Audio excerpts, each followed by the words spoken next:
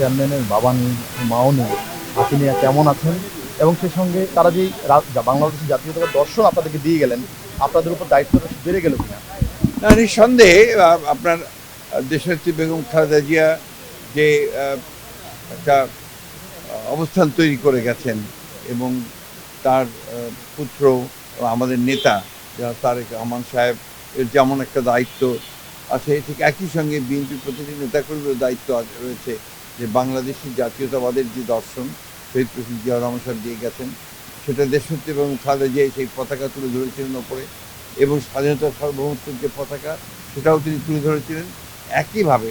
তারেক রহমান সাহেবও সেই পতাকা তুলেই জনগণকে সঙ্গে নিয়ে এই দেশের স্বাধীনতার সার্বভৌমত্বের জন্য তিনি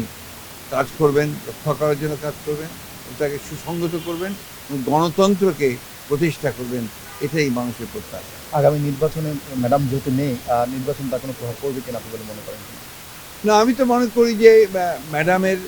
চলে যাওয়ার মধ্য দিয়ে যে জনগণের যে ভালোবাসা তৈরি হয়েছে, যে একটা আপনার আমি বলতে পারি যে মানুষের মধ্যে ইমোশনস কাজ করছে, সেই ইমোশনগুলো তো নিঃসন্দেহে বাংলাদেশ জাতীয় দলকে আরও বেশি শক্তিশালী করবে। স্যার, ফুলখানি থেকে শুরু করে বাকি আনুষ্ঠানিকতা কোনো এগুলো নিয়ে এখনো কোনো আলাপ হয়নি, সেটা পরে আলোচনা করব। এই ভালোবাসার কারণ হচ্ছে যে বাংলাদেশের রাজনীতিতে একটা বিরল ব্যক্তিত্ব, যিনি তার নীতির প্রশ্নে কখনো আপোষ করেননি, দেশের স্বাধীনতার সার্বভৌমত্বের প্রশ্নে কখনো আপোষ করেননি, এবং যিনি তার সমস্ত জীবনই গণতন্ত্রের